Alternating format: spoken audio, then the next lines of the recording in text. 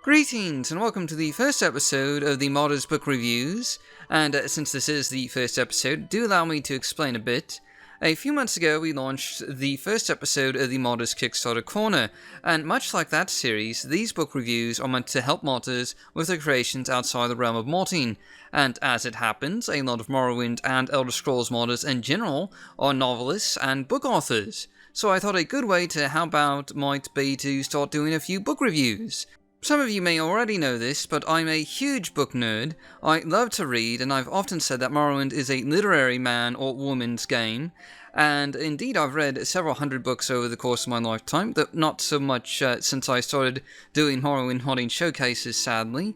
My average dropped from about 60 books a year to 5, pretty much right after I started making videos.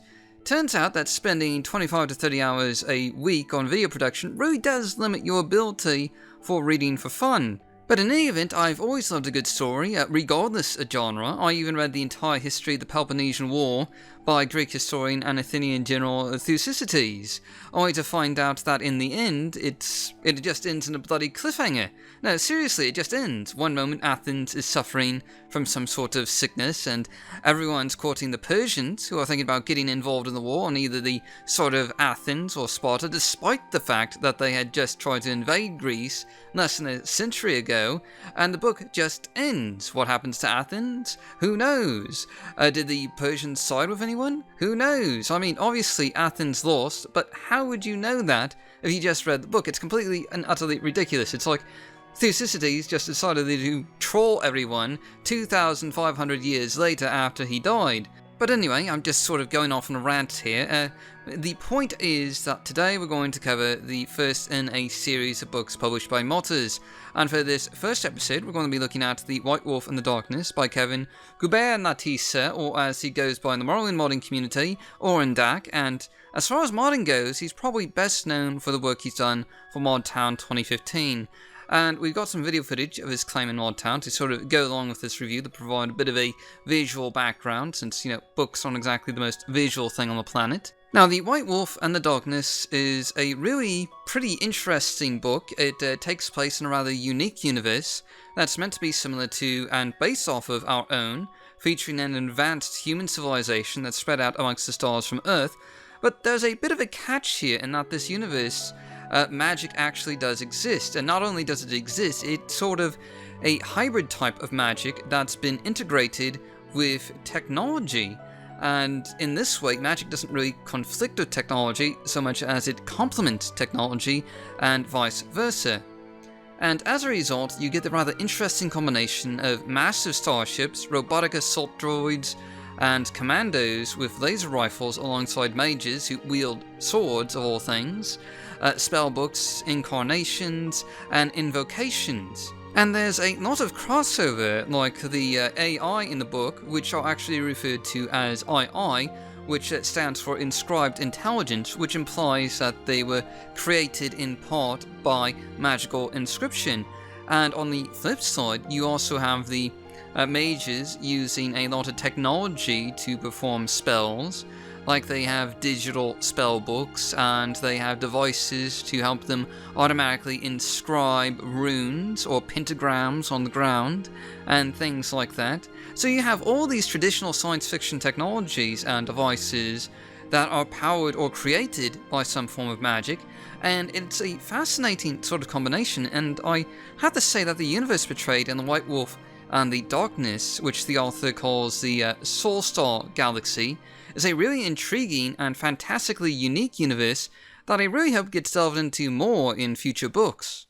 Now, as you might expect from the description of the universe there, this is basically a science fiction fantasy book, but it also fits in with the thriller and to a lesser extent horror genre, really more of a thriller than a horror novel. There's not really a whole lot in here that'll make you jump or feel scared, but there's plenty of high action and suspenseful scenes that'll make you want to keep turning the page to see what happens next. And the story itself involves a rather deep space mission to a space station orbiting an ancient black hole that's mysteriously gone silent.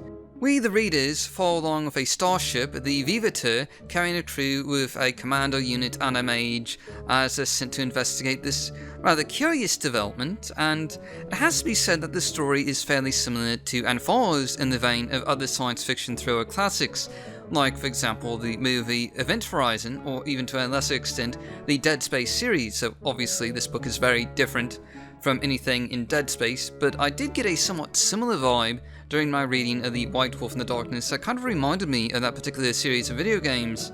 And anyway, the point is that The White Wolf in the Darkness, at least at first, follows the traditional sort of vein of science fiction thrillers, particularly those that take place in the sort of depths of space. The story itself is told from the perspective of three different characters that arrive on the Vivator. Asala, arguably the main character, a newly trained mage on her first major mission for the COEN Corps. COEN stands for the Covenant of Earth Nations, which is sort of this universe's version of a universal Earth government. And many of her chapters focus more on the magical aspects of this science fiction realm. And she's also sort of the commander of the crew and commandos of the starship, as mages are regarded as powerful and high-ranking figures in this universe. However, we also get to see the story from the perspectives of two other members of the crew, Michaels, the sort of engineer and technical specialist on the commando team, and King, a naive and newbie commando who's on his first mission with this unit. And the book alternates between all these characters, dividing them up into chapters that focus on one character and then moving on to the next chapter where we see the events unfold from the perspective of another character. And each of these characters play an important role in the story and help to establish a multitude of different perspectives that explore a range of views on what's unfolding on this mysterious space station.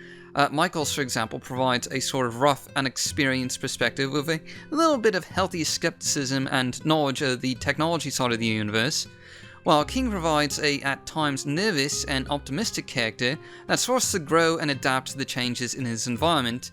And Asala, of course, provides the sounding board for the universe's magical and spiritual realm. Overall, this format really comes together rather well and allows the reader to get a multitude of different perspectives, not just of what's happening in the novel, but also of this larger unique universe that the author has created. And really, the format will probably be familiar to anyone who's read A Song of Fire and Ice, or more commonly known as the Game of Thrones series of books where chapters alternate between a cast of characters. And really, The White Wolf in the Darkness is a good read and runs at a fairly decent pace, though it does slow down in parts. The Asala chapters in particular are a bit slow, especially at the beginning of the book, and this is in part due to the amount of world building the author is establishing in these early chapters, and it is really easy to fall into the trap of going into a little bit too much world building right at the start of a new novel, using a bunch of terms that are unfamiliar to the reader, especially with a new universe that you're creating. But once you get through the first couple of chapters, things really do start to pick up rather quickly, and you'll probably find yourself engrossed in the story, and overall, I gotta say that I really enjoyed what I read of The White Wolf in the Darkness. And that isn't to say that it's perfect, of course. There are a few issues that I had with it. It is a little rough to get into at first due to the slower nature of the first couple of chapters, particularly with introducing the reader to a rather strange and unknown universe that we're coming into with no previous knowledge of, and that might unfortunately turn some readers away. The beginning could probably have been written a bit better. But again, like I said before, once you get past that part to the meat of the novel, there's a lot to like. The other issue I have with it is that there's on occasion, not necessarily frequently, but in a few places the editing is a bit rough. Like you might find 5 or 6 major grammatical errors all on the same page. And there were 3 or 4 pages I noticed that this happened in, and I suspect that's partly caused by the novel being self-published. I mean, the editing on the most part is pretty good, but when you're self-publishing a book, you don't really have quite the resources to get a professional editor to go through and fix all your mistakes. And on the whole, the book is really written rather well, and for the most part the editing keeps up with the writing, but I just found a few of those spots with a lot of errors that were a bit annoying, which interrupted the pace of my reading a bit. But again, all in all, this is a really good novel. If I were to rate it on Amazon, for example, I'd give it a 4 out of 5 stars. It's a great start with room for improvement to what I certainly hope the author takes up as a series of novels focusing on this really fascinating new universe that he's created. But in the meantime, The White Wolf in the Darkness is a fun little science fiction fantasy thriller that runs at a pretty brisk pace, and at 381 pages, it's a good read for a lazy afternoon or a nice weekend. You can buy The White Wolf and the Darkness from Amazon in both paperback and Kindle forms.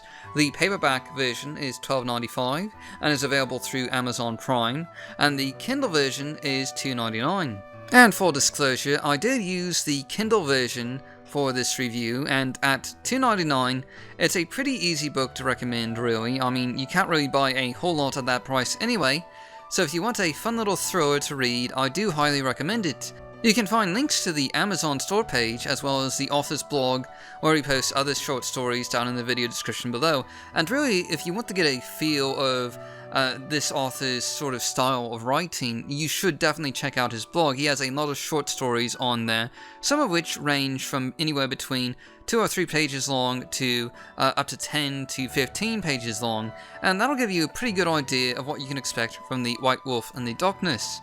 Now, I do plan to keep this video series going with more novels published by modders in the future, since there's a fair few out there. And next time we'll be covering a new novel published by Von Jangos called Blackfeathers, the famed Morrowind quest model behind magical missions, so do stay tuned to that in the future, and that'll probably be out in a month or two.